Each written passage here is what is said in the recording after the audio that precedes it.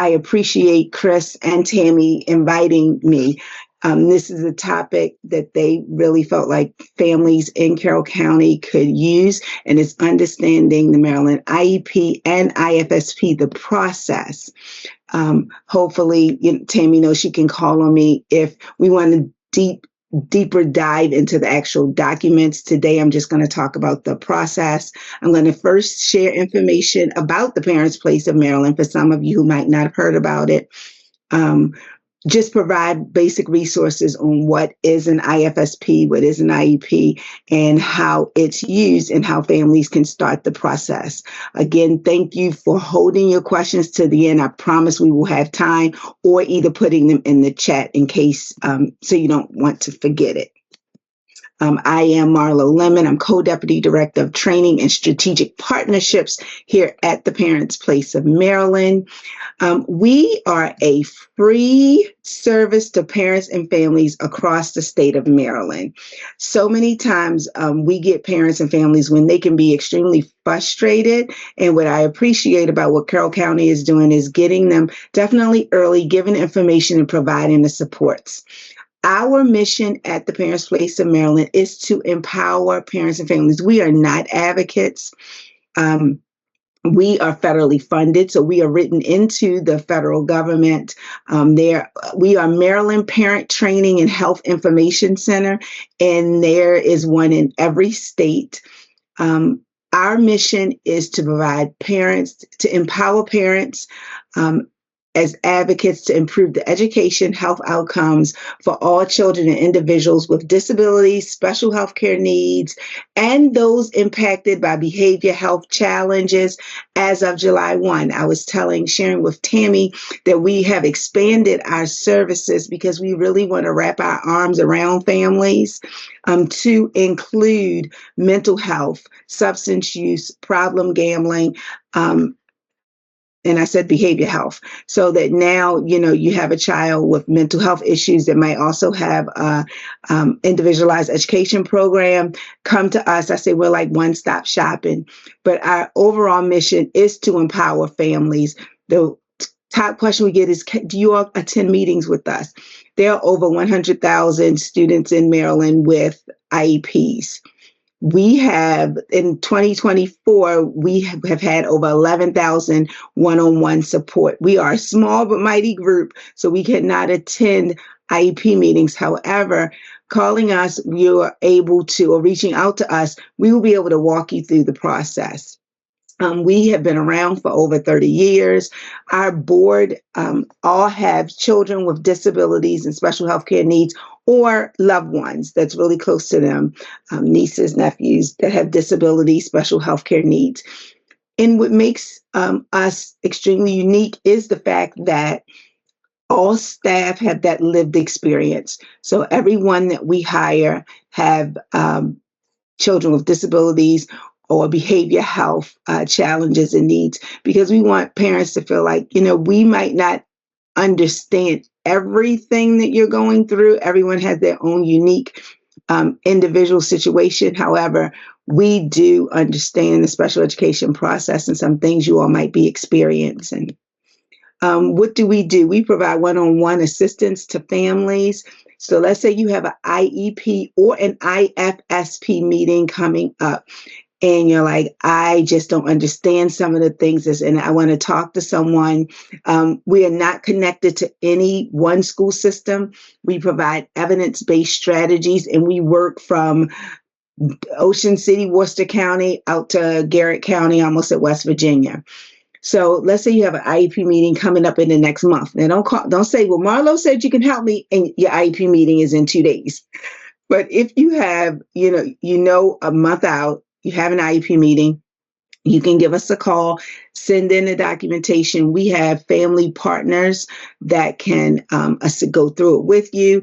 Some questions are, as educators, I'm a former educator, as educators, I always say, don't edu-speak. And it's like, okay, purposeful play versus, so what are, what's purposeful play? What's expressive and receptive language? So these are just terminologies and things that we can help parents and families get comfortable with the whole IEP process. We have family, I'm sorry, we have family peer support under disabilities, special healthcare needs, substance use, mental health, and problem gambling. So, all of those things, what we know is in the mental health, and it sort of ties in together. So we can help find parents and families find resources and things that they might need to be able to support their children and families. We provide resources. We pride ourselves on having fact sheets at a readability level that's easy to understand. I'll be the first one to say we have so many acronyms in education that it can make your head spin, but we try to really keep all of our materials at a level where everyone can understand. We provide topical trainings. If we have something and Tammy gets the flyer, she'll send it out. We just did one on ADHD, ducks in a row. We always do every September, which helps parents and families as they are transitioning their young people back into school. So ways to communicate with the school, things you might want to think about for your first IEP meeting and things like that. IEP basics, Mind Matters for mental health. We have leadership trainings, which I know Tammy has participated in one. We have something called Guiding the Journey and Baby Leaders, which really talks about the transitioning process. And we have, Maryland is the 12th largest state as it relates to military families. So just imagine you have a child with needs and both parents are getting ready to be deployed. And what that impact it has. We have a staff member who was raised in the Army, married into the Army, and really knows TRICARE, connecting with the EFMPs on the bases.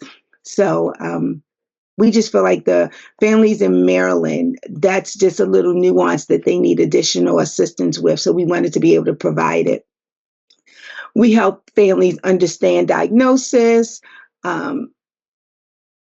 effectively communicate with the school and team, understand what are your rights and responsibilities, understanding that the school system has some rights, but you as a parent also have rights, how to obtain services and resolve disagreements and go into school. Because again, the reason we want to empower parents and families is parents are the longest standing person at the IEP. Schools change, administrators leave, different ones come in, special education caseworkers come in and leave, but you know your child best. And we want families to feel empowered. This is the best slide on the whole presentation. Now, this is my why. People often ask, yes, we were sharing earlier. Yes, I'm a former elementary school teacher, mentor, and this is why I do this. This is my double blessing and little surprise. My twins will be 21 next month. I can't believe it. I'm sorry. And my daughter, so they're 20 and she's 19. I call it my double blessing and little surprise because I was that parent rolling in the infants and toddler programs and any activity I could find with 3 under 3. The taller of the 2 twins, so the young man on the right, that is my Matthew. He also has his single picture there. He is my 6 feet, 219-pound, nonverbal bundle of joy. He is the happiest nonverbal child I know. He is diagnosed on the spectrum, has some other things that are going on. His twin brother learns differently, so he is neurodivergent. He has given me permission to disclose he has dyslexia and ADHD. And then my daughter in the middle, it suffers with some anxiety. So but they are on 3 totally different levels. This picture I put up because this was this year. I was sharing with Tammy that we are in a year of transition. So all the terms we are about to talk about as it relates to education, and it's a whole new set of terms as we're going into adult services. So Matthew will be transitioning June of 2026.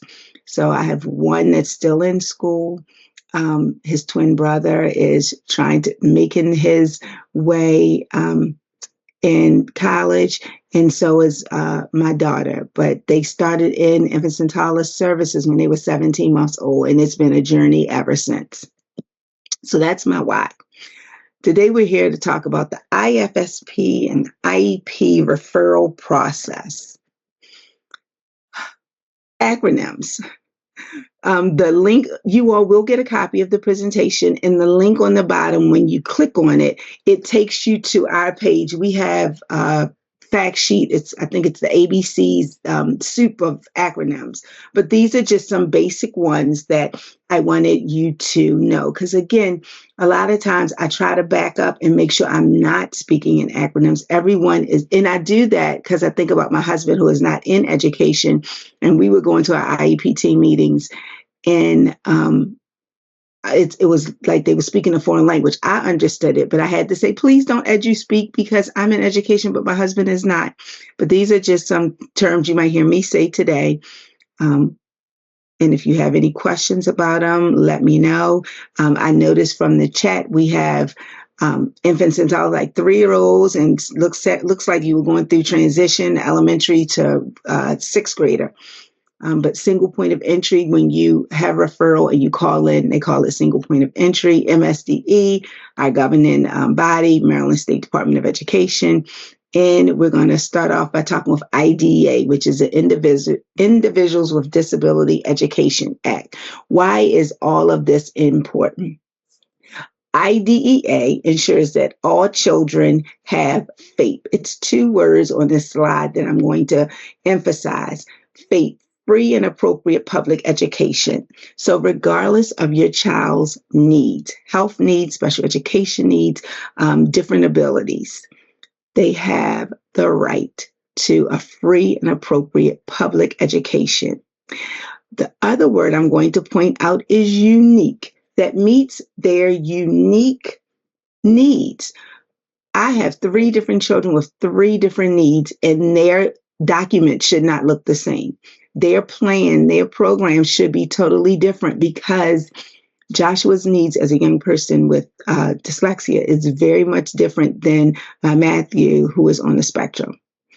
Another thing to point out about the Individuals with Disabilities Education Act is it's, yes, through high school, but to prepare for post-secondary education, employment, and independent living. So depending upon where your young person is, like I said, Matthew will be 21 in November, but he will be in school until June of 2026.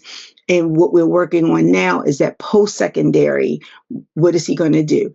Employment, independent living, and things like that. So that is in the law. In Maryland, it's called COMAR, which is the Code of Maryland Federal Regulations. So according to COMAR, an IEP, an individualized education program, is written for a child with a disability. And when you see that CFR, that's Code of Federal Regulation 300.22. So that's where you will find the law if you're ever interested in reading it. And this is important to know because the IEP, IFSP documents are legal documents, things that are put on the documents. It's an agreement between the school and your child, your family, that these are the things that will happen within the school day to support your student with the disability. So we're going to start with Part C services. And this is always, I always have to think about it because, you know, ABC, but Part C services are our Maryland Infants and Toddler Services. Families can self-refer, and this is the website, Maryland Infants and Toddler Program, or marylanditp.org. But Infants and Toddler Services are called Part C services, and IEP services are Part B. But you do infants and toddlers first. So what is an IFSP? IFSP stands for Individualized Family Service Plan. That is usually you have a concern, be it in the hospital, at birth. Some people might know, before a child is born, that it's a possibility that they will have a developmental delay, a disability. So it's a plan for children birth, because we can get referrals from the NICU, from the hospital, from the nurse. So from birth to age 3, who are eligible for early intervention services. So it focuses on the child's development and the family's needs. And that's why it's a family service plan, because the family is definitely an integral part in the planning of the day, the activities, what happens, just support if you have a child with a physical disability. Coming in might have physical therapy, assisting with, either how to diaper, how to feed if they have a G-tube. So it's the introduction into services, but the plan focuses on the families as well as the child needs. There are goals for health, social, emotional, and then resources and support are provided to the family. This is a sample of what the Maryland State Department of Education IFSP document looks like. You have a service coordinator. IFSP is who sits on the team, and then the family's contact information. These are the parts of an IFSP. So cover page, of course, the information about the child. What is your concern? What are the strengths of the child? What is your story? How did you start noticing that your child might have a delay? What are some of the assessments saying? And I know when I heard this, I'm like, there are only 3. What kind of assessments are they doing? All of them are play-based. When you're talking about our young people who are, still 3 and 4, they're all play-based. Are they parallel playing, or are they really isolating themselves? If you hide a matchbox car up under a washcloth, are they able to find it? Are they able to stack blocks? So things that sometimes you're coming in, you're like, well, they're just playing. But as professionals, if you have a teacher, occupational therapist, a physical therapist coming in, those are the things that they're looking for. Are they using that pencil grass? How are they picking things up so then they're able to write, hand strength and all of these other things. So they're looking at the all development within a child. And then they start thinking about, because as they get closer to 3, that transition plan. For years, we've been working in the house, making their environment safe, giving suggestions and opportunities on how to visually set your house up to get maximum support for the child and the family. But a big part of the IFSP is that transitioning portion, where now, schools have 3-year-old programs. Wait a minute. I know I wasn't prepared for Matthew to go to school at 3. Yes, this is a side note. I was the mom crying, driving behind the bus, like, I cannot believe I just put my child on the bus to go to school. That was me. But it was the best thing, because he had a heart. He definitely did not want to separate. So since he did not want to separate from me, and the county offered 3-year-old programs, that began our journey at the door. I didn't think my mother would ever speak to me again, but as you can see, he's about to be 21, and it's been okay. And service logs. So they are coming into your house. So this is sort of the IFSP process. You have a concern about your child's development. And because the IFSP and the IEP are both in the law, there are certain requirements for both documents. And there are certain timelines for both documents. So you have a concern about your child's development. It could be you, it could be the pediatrician, it could be daycare. You have a concern, you're referred to the single point of entry. That's a call you make to the infants and toddlers office, child find. Local infants and toddler program is ITP. The child is evaluated, again, play-based, and then determined eligible. Do they have a 25% or more delay in comparison to children that are typically developing? The child and family are assessed. Mom and dad, what do you need help with? Grandma, what do you need help with at home? Is it, environmental changes. Do we need help with rolling over, physical? So the family are really in the setting of the goals and objectives and the strengths of the young person, and really involved from the very beginning. So then the IFSP is developed. And with that development, it's what are we then going to work on? What areas are we going to address? It's implemented, it's reviewed, definitely yearly, usually 6 months. And you have a transition meeting as you get closer to 3. And then at a small caveat, because I know we do have a parent of a 3-year-old on the call. Currently, you can stay on an IFSP if one, again, it's all about family choice. So if a child turns 3, typically, if they still need assistance, they can move into a preschool classroom within the system. However, families do have and it's in one of the resources on one of the last slides, families can choose to stay within the IFSP program until age 4, going into kindergarten.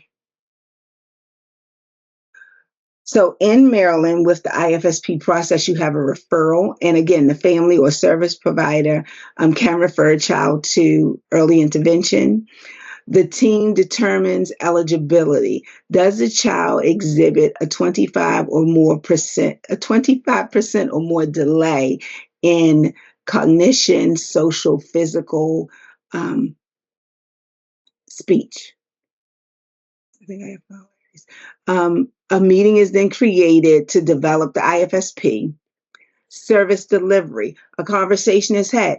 It's usually in the family's natural environment. Well, if your natural environment is not home, it's daycare, then providers, infants and toddler providers can go to daycare, can come to home. It's the child's natural environment. Annual review of the document, and then at age 3, transition to an IEP is planned if the child requires continued services.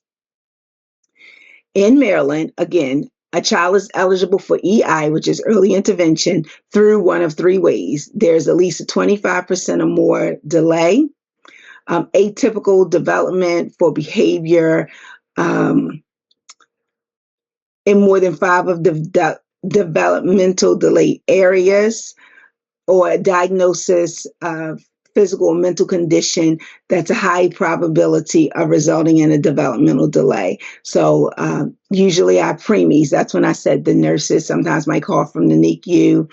So low birth weight or Down syndrome are usually, and even if a young person or child with Down syndrome don't necessarily need early intervention services early, they don't always need early intervention services early. They could still call in and get referred.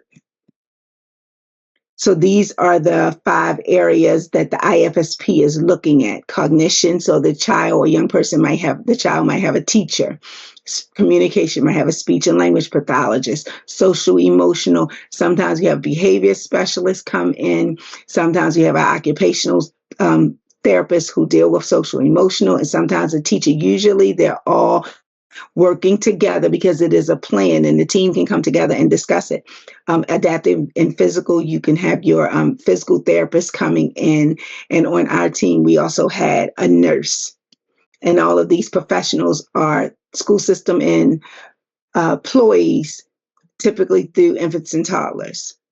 Through the IFSP, goals are developed. So yes, it might look like play, but when you think about stacking blocks and the hand movements that you need to stack those blocks, that is precursor for writing or holding a crayon. They're family centered. So it definitely, where asking parents, family, grandparents, the adult, where are you seeing the most maybe behavior problems? What things are more challenging to your family? And then early intervention services, of course, include speech, home visits, parent training. All of those things are included in the IFSP. Okay, after 3, we're moving on and we have an individualized education program. The whole point of the IEP is to give your child or your young person specialized instruction that they will need to help access the curriculum and to be fully included in school. A question I get a lot is, if my child has an IEP, will they have an IEP for life? Maybe, maybe not. You just don't know. And I say that because the purpose of an IEP is to get the specialized instruction so the student is making progress toward the goal. And sometimes IEP, they start to do so well that maybe they might not need an IEP, but it's always there. It's a written plan developed for children ages 3 to 21 who are eligible for special education services. The IEP, you have to have annual meetings under the IEP. It looks at specific learning needs and how to access the general education curriculum. And it is created as a team with the parents, teachers, educators, and professionals. These are the disability categories. And when I was working in infants and toddlers, I would always say, please show families the disability categories before that first meeting. And the reason I always thought that it was important, because you can have a developmental delay code until age 8, second grade. You could be coded developmental delay. But in order to receive special education services, so in order to receive services, you have to have some type of code. And I would share it's a disadvantage to the family and almost a disregard if they don't know what some of the codes are. If I have that, I'm used to an IFSP, and right now we just have developmental delay, depending upon where I am as a parent in the journey of acceptance. I'm okay with developmental delay, and I come to this meeting and I see all these codes. It can definitely be terrifying. So I'm always like, show the codes. And the reason, and you can put it in a sense of, like when I'm talking to professionals, like, you know what, in order to receive specialized instruction that you have enjoyed and that the student is benefiting from through early intervention, you have to have a disability code. That's all that is. We know our young people grow and change in so many different areas. But just keep in mind when you're working with the little ones, that sometimes seeing those codes for the first time at a meeting can be difficult. But these are the disability codes.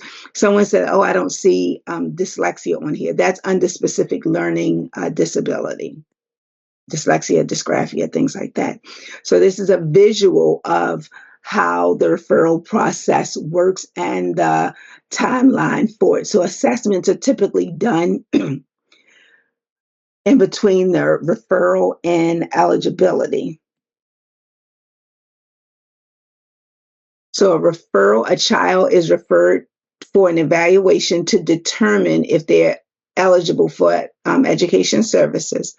Assessments are done to determine, and assessments, again, depending upon the age of the child, it could be play-based or formal assessments are taken of the child. Usually it's done by the psychologist within the school system that will do assessments for the child. Then the team reviews.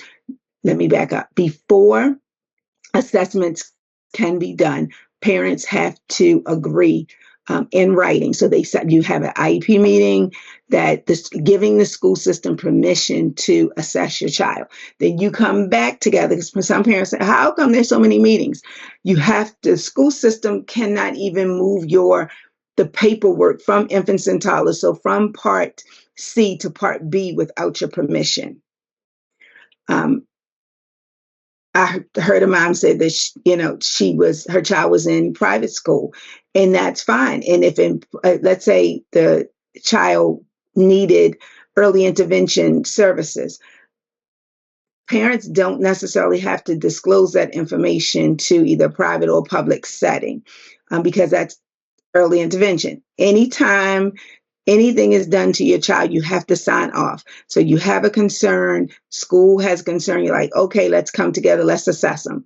Before they can do that, you have to sign to get the assessments done.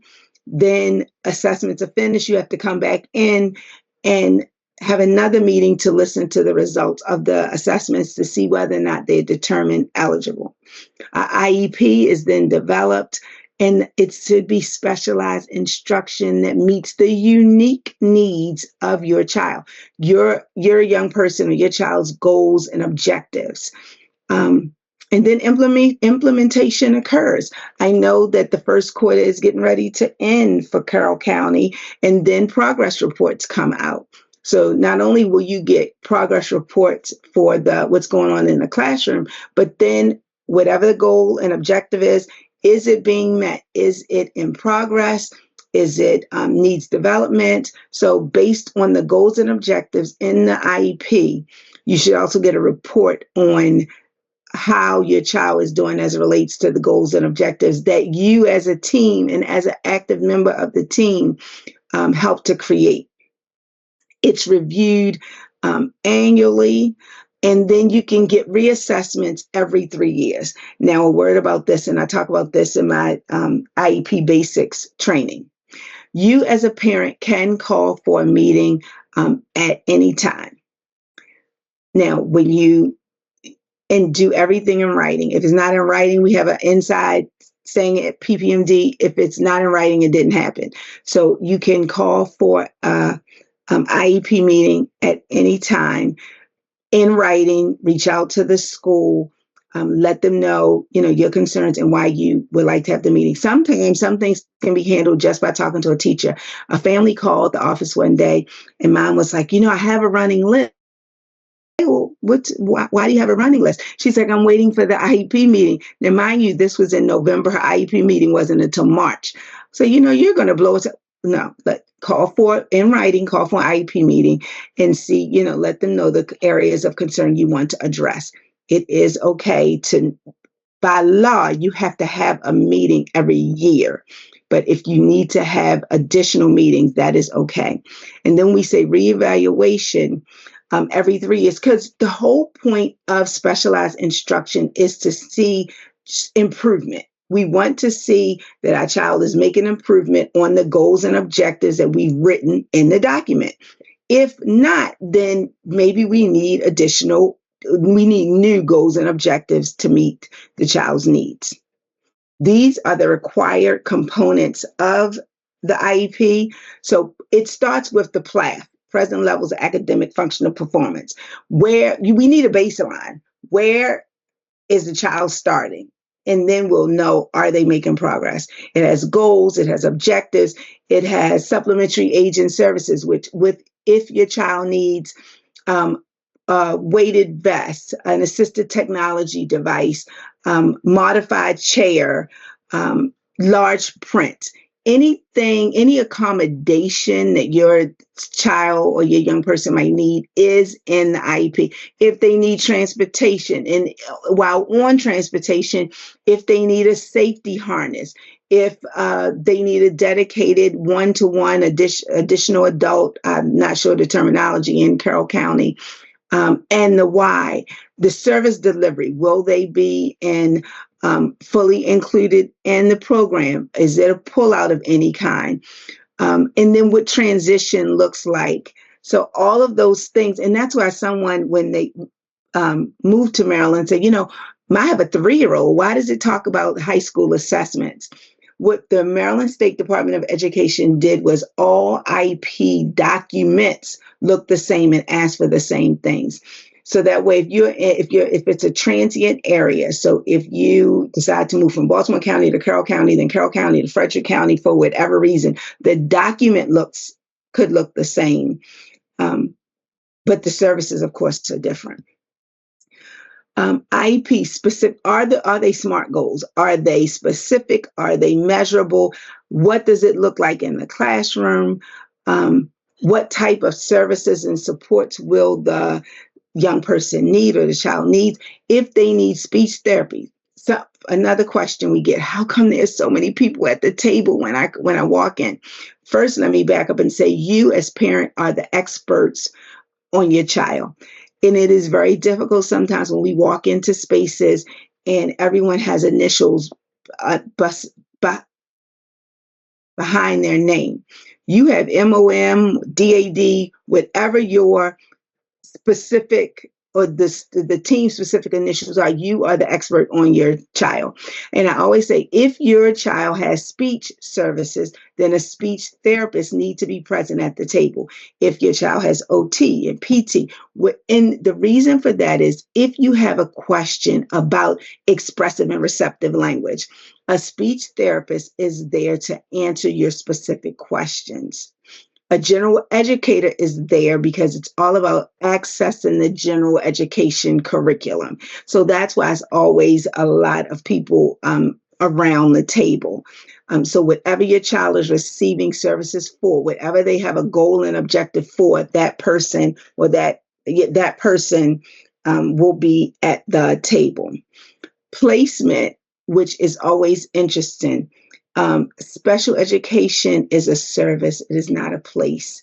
And I hear often families will say, we didn't talk about the school I wanted them to go to until the end. That's typically true because it's about the services that the young person is receiving. So those goals and objectives and how, and be comfortable with asking, how is this goal going to be met? What does this look like in the classroom? How can I help with these goals and objectives at home? And then placement is where my child will be placed, either in the school, in a different school, and what does that look like? These are key differences between the IEP and the IFSP.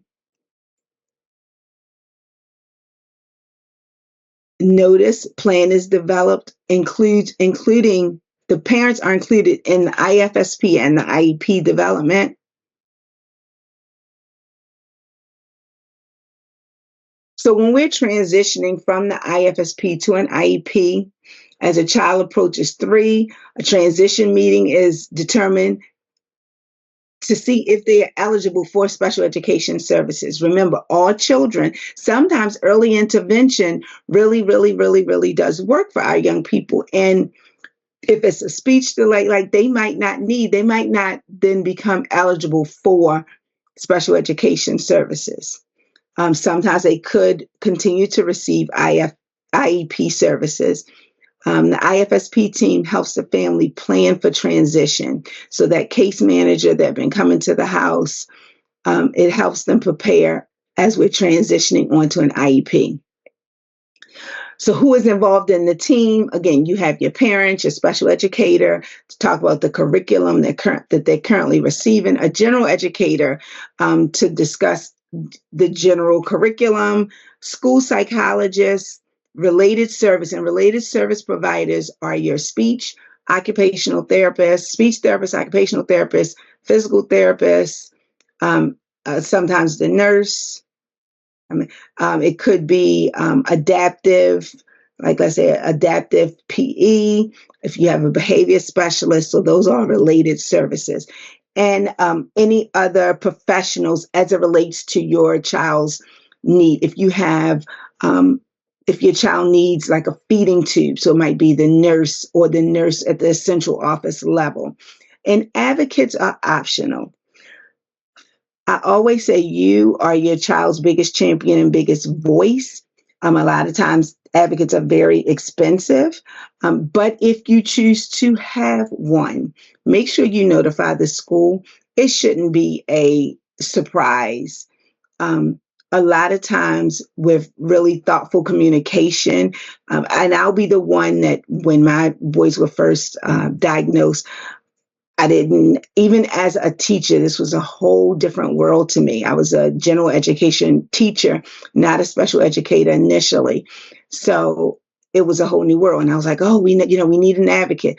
I think I got someone free to come to the meeting with me one time. And after I didn't, because I knew my child best. And I was like, no, these are the things that, we're requesting. Don't be afraid to speak up.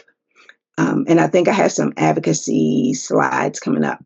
So your role is to be an active participant, share information. Again, when they're having good days, and some days when it's going to be challenging when they're walking out the house. I was fortunate to have my son's teacher's cell phone number at 3. And there were times, and he'd walk up the house in the morning. I'm like, it might not be a good day. Transition was hard. I never took advantage of it, but I definitely would share information. And a lot of things started and stopped with the teacher where I might not have had to take concerns even above, because we were able to work different things out through communication. Ask if it was, I am famous for asking if it was something I didn't understand. Stop for a minute, explain this to me. Be comfortable in knowing that it's okay to ask questions, provide input. Now, as we're going through transition, there's a transition assessment that's done. And yes, Matthew uses visuals. And we all know. So, no, Matthew, once he picked something like on the farm, and I had to laugh. He goes to visit. He likes to ride in the wagon, but he can't stand to have his hands dirty. So, I needed to provide the team with that input. So what is your role? You are highly qualified as parents. The law states that within an IEP, parents are an active member of the team. The law gives you that right. You have the daily relationship, one-on-one communication and contact with your child. You are the permanent member of the team. So again, you can be in the same school, have different principals. For those of you in elementary school, for at least you could have 3 different principals. You can have different IEP chairs, different teachers, but you are the one permanent member of the team. And just by you being on this call today, I know that you are involved parents around the special education process. And what we have known through research is that your child or children will be successful. You are entitled to be a member of the team. And let me say this, depending upon where your child is, when I think about the mom who has a 6th grader, invite him or her invite them to their team. They need to know early on that you come to school to talk about their education. And when I say invite them to some of these meetings can be really long.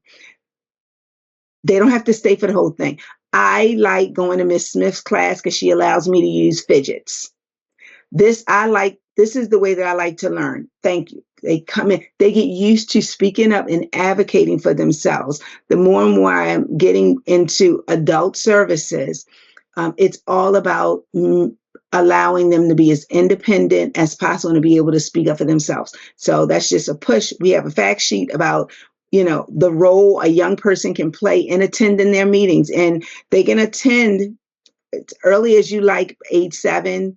But if they have the capacity to attend, I always say invite them.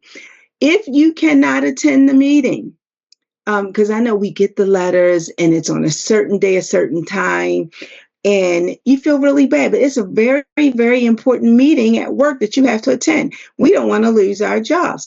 It's okay to ask the school if you can select another time, if you can do a conference call, but you are an active member of the team.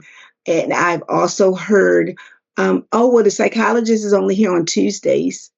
Okay, well, I can meet with the psychologist on a Tuesday. We can have a team on Thursday, but I'm the wife of a retired police officer, and there was plenty of time, and he never missed a meeting. But I had to say, this day and time does not work for us. We need to reschedule, and we give the team some dates. So know that you can ask if the day and time of the team doesn't work for you, you can ask for it to be switched. Parents can request to have an IEP meeting. Parents are encouraged to share all of their concerns at the IEP meeting. Parents are an important member of the team, and they're the only permanent member of the team. Schools are required to have IEP meetings annually, but can meet more frequently. Evaluations are required every 3 years, but may be done before then if necessary, but not closer to 6 months. Like you can't have one assessment in June and then say, okay, I want one in August. It needs to at least be 6 months out. What is the point of that? When I think about a high school student, let's say you get assessed in 9th grade, 10th, 11th, 12th. In you want assessments done, or you want assessments done for your child before their senior year, you can ask for them in 11th grade. And if we have parents on the call whose children are college bound, you really want to make sure that end of 11th, beginning of 12th grade, you're getting your children or your young person assessed so they can take that documentation on with them to college. All colleges has a disability support services office, and some of their plans look so much better sometimes than the IEP, because they have services in place that can help your children. So don't think that your child, depending upon where they are, cannot go to college. IEPs are more than academic. Social and emotional can be written into an IEP document. Tips for parents: you want to be prepared. Come to the meeting with your questions. Please have your parental statement. It's always a time in the IEP meetings for parents to provide parental input. It's something that we always say, think about. How is Johnny doing in relation to typical peers? How's he doing with transition? This is your time on this legal document to give your thoughts and feelings about the program and things like that. So it's like page 8 or 9 within the IEP document. It's called parental input. We want to stay informed, know your rights around the IEP and IFSP process. Work collaboratively.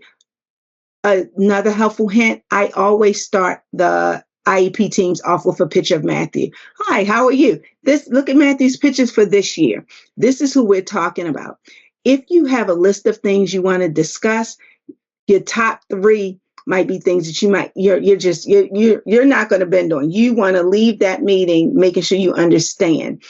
But have a list. Come prepared. Work collaboratively. A lot of things can be helped by walking through questions with the teachers, with the administrators. Speak up for your child's needs and ensure that their goals and services are being met. Again, ask, what does that look like in the classroom? How can I help at home? How is data being collected? And keep track of the progress. The whole point in specialized instruction is for children to be successfully making progress. If they're not making progress, you can call for another meeting and say, this is what I'm seeing at home, and this is what is being done in school. Let's talk about it because I see a disconnect. You can refer to the Maryland Infants and Toddler Program. Again, Tammy will have the links. These are all of you can click on them. And this is for the IEP referral process. Let me tell you a little word about Child Find.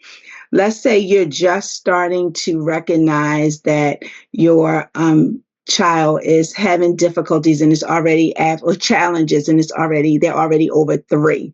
You can call the local Child Find office, which I know Tammy is either putting it in the chat or it might be on one of my slides. But you can call a local Child Find office and tell them. You would then, instead of providers coming into your home, you would then take your child to the local elementary school for any services if they're found eligible that they need to receive. This is so many people think it's just for the little ones, but let's say you recognize a need in 6th grade and 7th grade. Some parents will get assessments done right before the SATs or big exams, with recognizing that they might need extra time on task. Referral can come from the school, child care provider, and this is the link for Maryland Child Find and local infants and toddlers offices. These are different resources for parents and family. Carroll County, and with Tammy's name there. And other related resources. We also have information in English and in Spanish. I want to invite you, parents and families, to attend our coffee and conversations. They started during COVID, and we are continuing them. I have one mom that attends 3 of the groups, our birth to kindergarten. It's a way for parents to come together, share resources. The topics for November will be just how to ask questions when our students get progress reports. Sometimes we have topics, sometimes open discussion, just to help share ideas. As a mom of a child with a disability, sometimes it's nice to know you're not the only one. We have elementary school, we have middle school, and our largest group is our Spanish speaking families. So they can attend. We have monthly groups. We have newsletters in English and in Spanish. So please feel free to click to get our newsletter. Our website is full of so many different sources, and we always are evaluating it to make sure that it's parent friendly. So we're ppmd.org, and we have early childhood resources, back to school resources, health, mental health, military. Of course, you can like us. We try to put all of our activities and PPMD sightings where you might see us on Facebook and Instagram. We also have a YouTube channel for those parents who are driving and like, okay, I have this amount of time. Our YouTube videos are really, really good, from early childhood to genetic disorders, healthcare transition. I heard Tammy say something about Monty Cummins, so we have information on guardianship, supported decision making, and special needs trust. We have videos on all of those. I put in the chat the link for today. I always say, if you enjoyed my presentation, I am Marlo Lemon. If you didn't, my name is Mary Lane. But this is my contact information. I'm going to stop sharing.